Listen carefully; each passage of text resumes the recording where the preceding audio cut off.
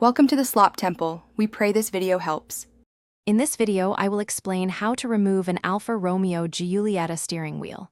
First, always disconnect your car's battery to ensure safety and prevent any accidental airbag deployment. Next, make sure your front wheels are perfectly straight and the steering column is locked.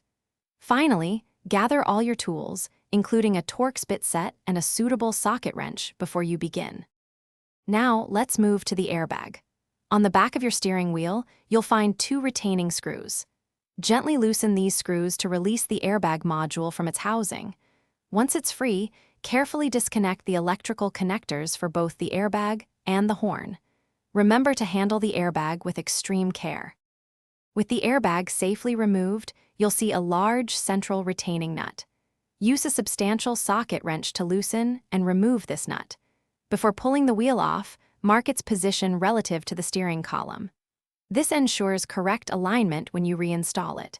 Then, gently but firmly pull the steering wheel straight off the spline shaft.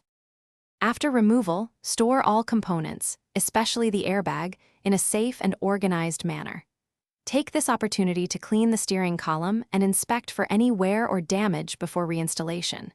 When you're ready to put it back, align your marks and reverse the steps carefully.